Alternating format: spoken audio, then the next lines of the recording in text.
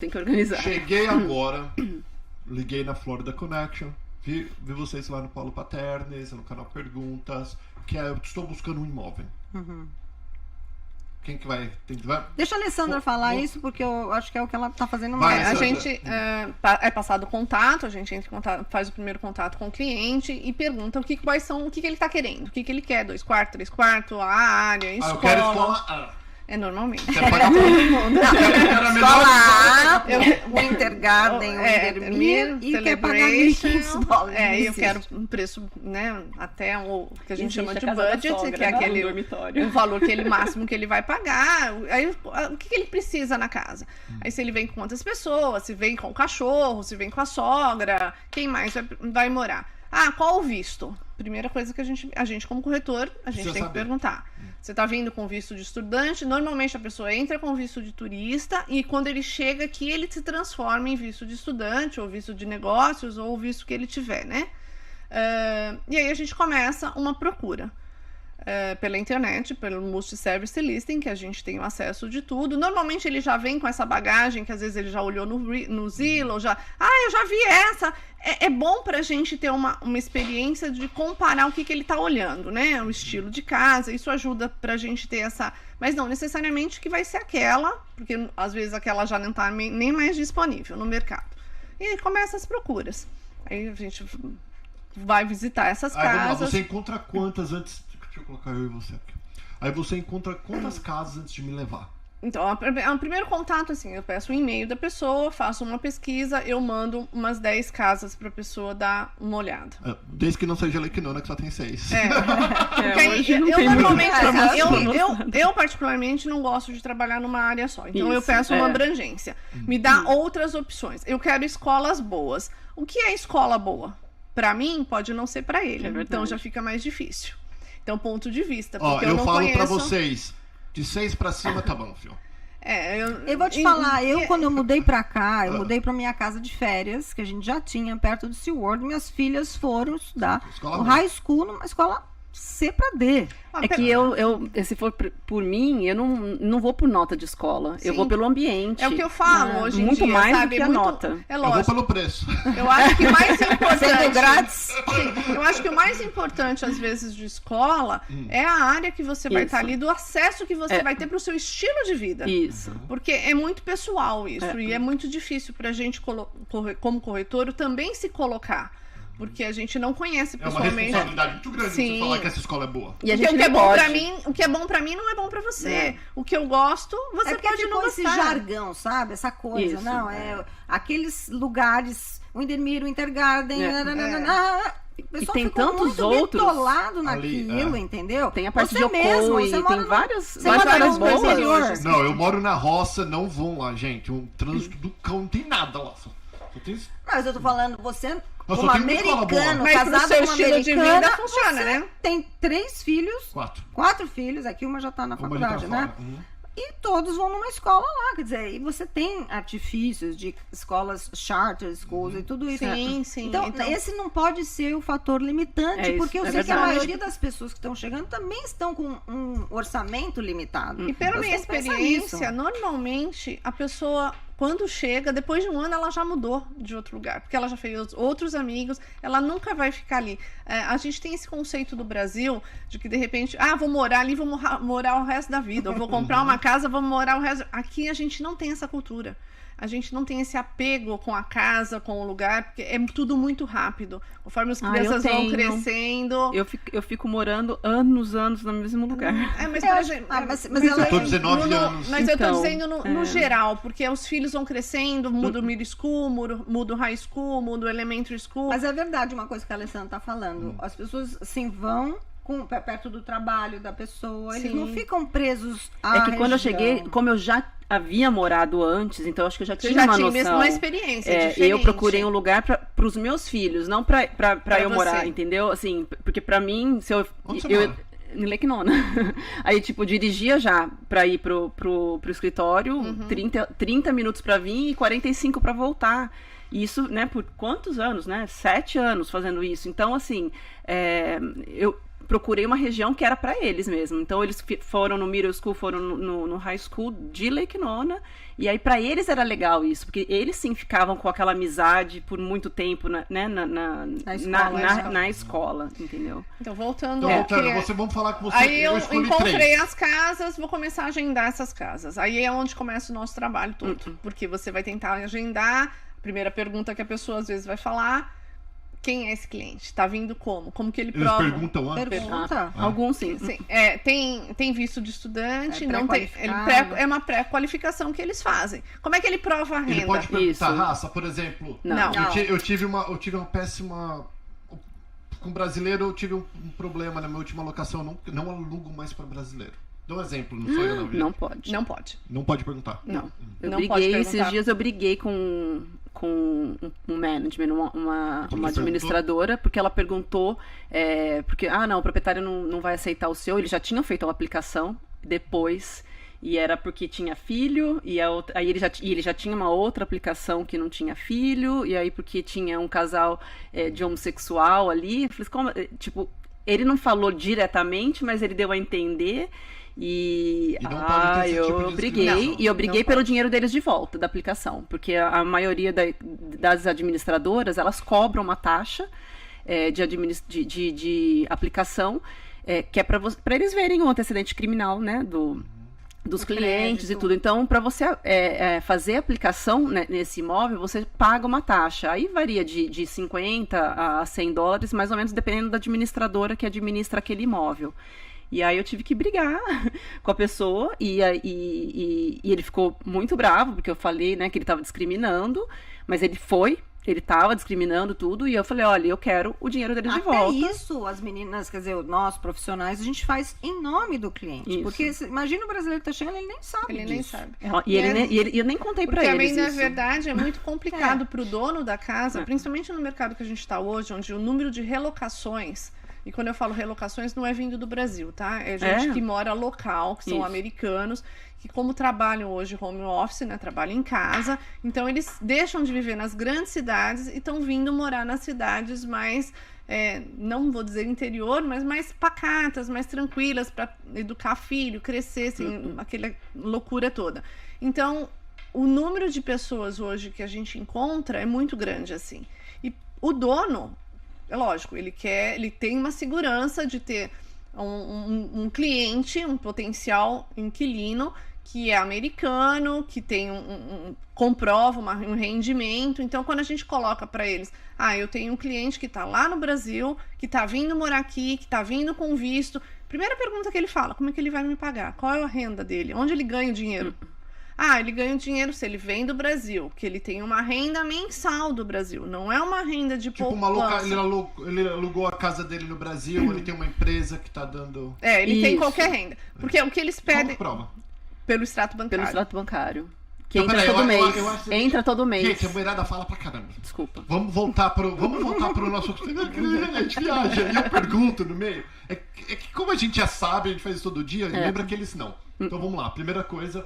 Eu vi, você mandou 10 casas pra mim, você falou, Paulo, escolhe 2 ou 3. Eu escolhi 2 ou 3. A gente vai marcar, agendar, vou ver. Agendou. A pessoa, eu já explico, olha, meu cliente é do Brasil, ele tá vindo com o visto de estudante. Primeira pergunta que eles me perguntam, como que a renda da cliente, quanto que eles ganham, como que eles vão me pagar. Essa renda não é porque o cliente tem 10 mil, 20 mil, 30 mil numa poupança que conta como renda. Se ele está alugando uma casa de 2 mil, ele tem que provar que ele ganha 3 vezes mais o valor dessa casa mensalmente. Entendi. E é onde hoje em dia está um pouco difícil, porque o dólar a 5, muita gente fala, mas eu vou ter que provar que eu ganho 10 mil, 30 mil. Eu falei, infelizmente, são as regras. Entendi. Outra coisa que ela está falando e que os brasileiros têm uma certa dificuldade é abrir suas finanças. Tem que mostrar o extrato bancário. Dificuldade, né, Racinha? Agora, tem gente que aceita, tá? Como nesse caso que o cliente tem, ele é de alto risco, ele é considerado, né, pro proprietário, um cliente de alto risco.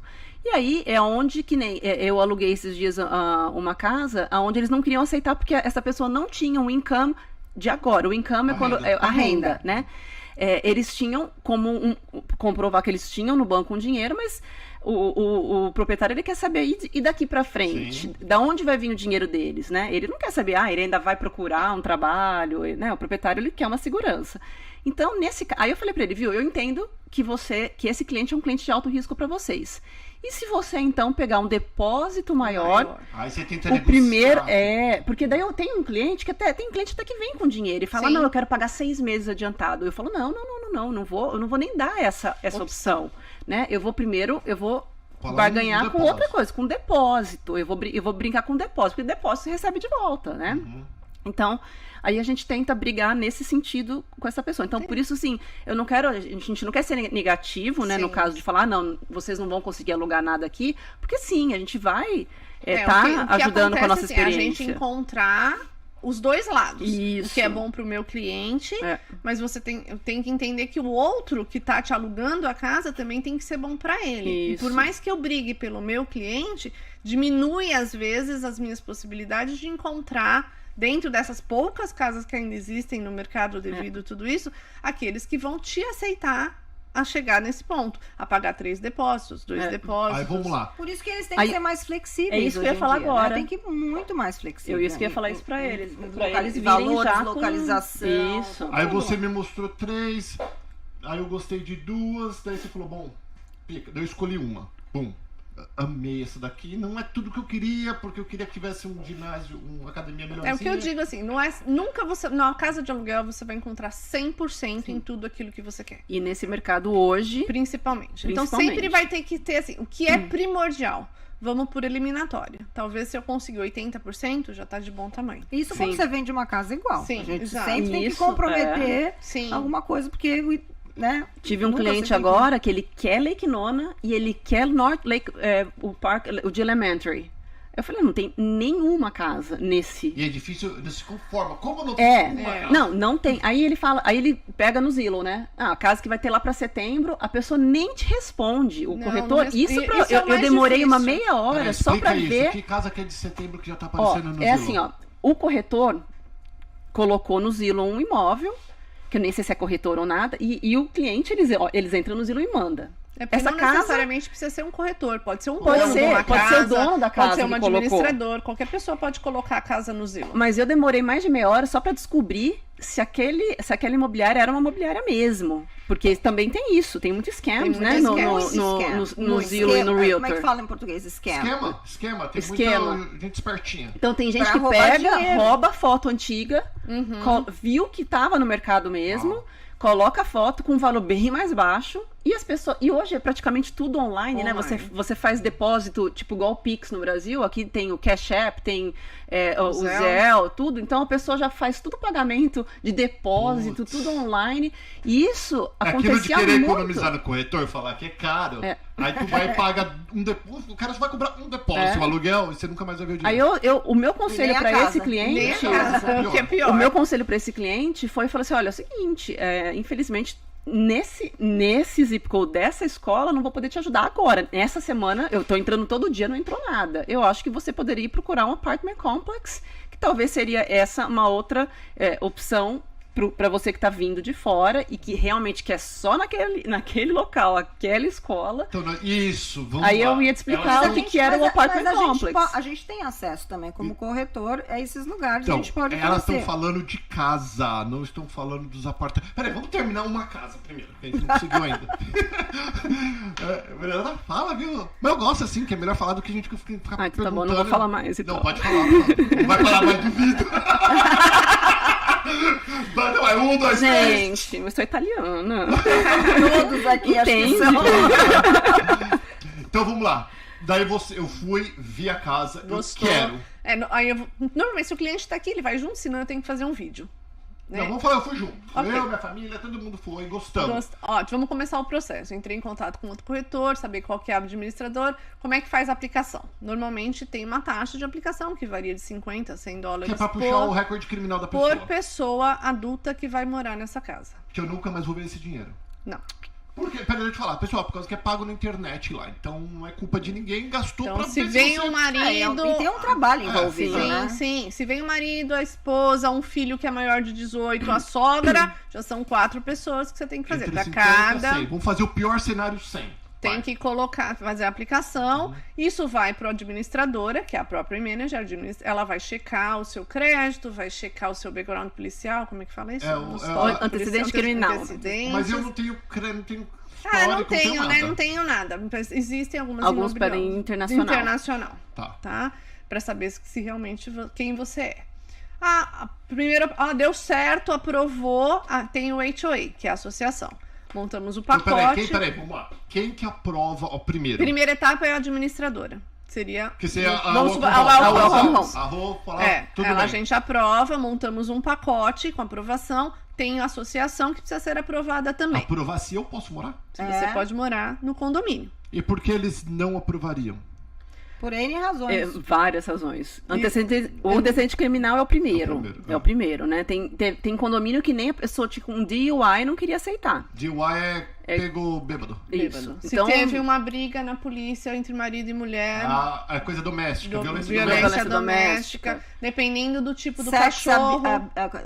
Predadores. Se você tiver um cachorro de uma raça agressiva, eles também não, às vezes podem te aceitar. E tem uns que, inclusive, isso me deixava muito, muito brava. Eu sou um pouco brava, né? Mas me deixavam brava quando eles queriam também pegar toda a parte da renda da pessoa. E eu falava assim, mas isso não é um papel do condomínio. Sim. Se nós, como a gente que administrava e que via pelo proprietário que a pessoa tinha como pagar o aluguel e tudo, por que o condomínio também quer ver isso? Mas alguns deles também pedem isso. Pedem o seu trabalho, quer ligar, eles vão ligar para a pessoa se trabalha naquele local realmente. O último lugar onde a pessoa morou, para verificar se não deu problema. Chata. Tem muita gente chata. E vocês não têm noção como o trabalho é poderoso. E é verdade. Os condomínios têm um poder que nos deixa bem chateados. E uma vez que entrou toda essa documentação lá, a gente como corretor não tem acesso, porque você liga para perguntar, ainda não está pronto. Isso pode demorar 7 dias, 10 dias, e quanto 15 mais dias, você liga, aí que eles prorrogam mesmo. Mais demora. Bem assim. Nossa, gente, tô chocado. E eu falo isso pro cliente, você olha, não fica me perguntando, porque cada vez que você me pergunta, eu vou querer ligar também, entendeu? E aí cada vez que eu ligo, é um dia a mais que eles vão protocolar. Porque senão o cliente pergunta porque parece que você não tá fazendo nada. Sim. Normalmente. E até mesmo porque ele tá nervoso, ele precisa saber. Se ele não tá às vezes, gente, a gente tem acesso aos lugares que são mais fáceis, ou que a gente tem um relacionamento, ou que a gente conhece o proprietário, e a gente quer conduzir para esse lugar para ajudar a pessoa que tá indo para alugar. E às vezes eles não entendem isso, né? Acho que a gente não quer mostrar outras coisas, e não é verdade. A gente tá querendo só facilitar o processo. Pelo contrário, eles querem facilitar para se livrar de você. Existem alguns condomínios, por exemplo, que você tem que pagar a taxa, né? Para eles também, por família. Normalmente não é individual por 18 anos, como é na administradora. Mas você paga, vamos supor, $100, 150 por família, por aquela unidade. E eles não precisam aprovar, eles só precisam ser comunicados que você será um novo inquilino. Então isso acaba sendo mais fácil. Então a gente, sabendo da rapidez que o cliente às vezes precisa, a gente tenta ir por esses caminhos. Vamos tentar um condomínio primeiro que não precisa da aprovação, porque a gente sabe o tempo que demora. Então vamos lá. Eu peguei um cliente, por exemplo, na quarta-feira, ela precisava mudar na segunda, porque ela já não conseguia outro Airbnb, e aquele Airbnb já estava alugado. E eu falei, então, eu já vou eliminar todos os apartamentos. Porque os apartamentos são, geralmente... Então, vamos falar sobre eles também. Isso. Então lembra, isso não fica assustado. Eu sei que você tá... Vanessa, beijo, menina, não fica assustada, tudo vai dar certo. Elas estão fazendo um cenário complicado para vocês entenderem. Não, é para poder aceitar a nossa ajuda. Sem questionar muito, entendeu? Porque e até mesmo, às vezes, tem que pagar 400, 500, 600, sei lá quanto que eles cobram. Cara, é um trampo do caramba, né? Muito. Parece que não é nada, porque a gente não sabe. É até legal, porque eu que tô aqui muitos anos não sabia de todas essas chatices, não. Não imaginava que era tão chato. Encontrar o outro corretor que te responda quando você passa uma mensagem querendo ver a sua casa, Isso é super difícil, porque às vezes ele já tem uma aplicação e ele tá esperando pra ver se vai aprovar ou não, então ele te põe lá na espera. Se não aprovar, eu te respondo. Aí se aprovar, ele vai falar, não tem. Mas ele já passou um dia, às vezes já passou 2, como é que você vai conseguir o contato do cliente? Você não tem esse contato, você só tem que ficar passando mensagem, ligando, deixando mensagem na secretária. Eu só sei uma coisa, as pessoas que trabalham comigo, e essas meninas são boas. Tá? Não brinco em serviço. Então a gente confia, só isso. Confia e elas fazem direitinho. Então vamos lá. Aí tudo bem, me aceitou. Passei lá no criminal. Passou em tudo, passou na aprovação do condomínio. Meus cachorros são tranquilos. Aí você vai assinar o seu lease, o seu contrato, dá o security deposit, que é o calção. Aí vai de acordo com aquilo que o dono pediu. Às vezes 1 mês, às vezes 2, às vezes 3, dependendo da sua documentação que você está provando. Já aconteceram de pedir 3, ou até mesmo o cliente fala, não, eu prefiro pagar mais para poder ter a garantia, se propõe a pagar. Aí um dia antes do dia dele mudar, é feita uma orientação pela administradora, para explicar para ele como funciona. Ele vai ter na internet um sistema onde ele vai pagar os futuros aluguéis. Se ele precisar que arrume alguma coisa na casa, ele vai... Isso normalmente eu tô falando pela Welcome Homes, tá, gente? Às vezes tem imobiliária que não é assim, ou às vezes é direto com o dono. Eu tô dando, assim, a situação nossa. Então, eles vão ter toda a orientação da nossa equipe de trabalho, explicando para ele como funciona, o que ele vai ter. A geladeira não funcionou direito, então ele tem que solicitar um técnico para ir lá. Ele tem 10 dias depois que ele mudou para essa casa para fazer um levantamento, um checklist, de saber tudo que está funcionando ou não. Eu sempre oriento a eles para tirarem foto de tudo, para que no final do contrato eles tenham como comprovar como encontrou, como não pensei disso, sabe? Legal. Porque um ano passa muito rápido, mas às vezes você não lembrou. Tem uma lasquinha já estava. Então você comprova, é uma segurança para o cliente. E a gente faz isso também. Eles também a Welcome Home é a melhor. Eles têm todos uns vídeos, as fotos. Quem organizou, né? Então, eu passava assim, mais de 1 hora, quando a pessoa vinha de fora mesmo, né, brasileiro, vamos dar um exemplo, né, do brasileiro, a minha orientação demorava 1 hora, porque eu tinha que explicar literalmente como funciona o triturador da pia, como funciona o ar-condicionado, Lembrando que no Brasil não tem nada disso, que tem que né? se trocar filtro de ar-condicionado, a temperatura. Então, era uma assessoria que a gente dá para essa pessoa que tá né, chegando num país tudo novo para eles, né? Por exemplo, a pessoa chegou, vai mudar na casa, ela tem que colocar a luz no nome dela, a água no nome dela, a internet. Normalmente as pessoas não falam inglês, eu ajudo, eu oriento como é que vai fazer. Eu já cheguei a ligar para as companhias, a gente passa as informações. Por exemplo, a companhia de água, a companhia de luz, elas pedem um depósito para você registrar. E não é obrigação delas, viu? Não é. Elas fazem, então, seja legal, não seja chato. Se for chato, você vai fazer sozinho, filho. É assim, simples. Seja bacana, tenha paciência que as pessoas te ajudam. Em inglês, como que fala em inglês? É o mel, você atrai mais abelha com mel do que com vinagre. É assim que fala em inglês. Então, aí ele vai ter, por exemplo, para colocar a água e a luz no nome dele, ele vai ter que ter uma conta. E essa conta, se ele nunca morou aqui, eles vão pedir um depósito também. E como é ser feito esse depósito? Eles fazem um levantamento dos últimos 6 meses que aquela propriedade gastou de água ou de luz e vai te pedir um depósito que depois de 2 anos devolve para você integral. Então, vamos supor que ele tem um depósito de $200 e aí coloca a conta no nome dele. Então eu faço toda essa assessoria para ajudar. Já cheguei aí na escola, ajudar a matricular as crianças na escola, para preencher papel. Pode procurar a Alessandra. Eu tenho um amor muito grande para vocês que chegam aqui, e é de verdade isso. Eu tenho uma coisa que eu falo que eu faria esse trabalho de graça. Eu acho que se eu pudesse... Não, esquece a Alessandra. Não, que eu não faço de graça, mas assim...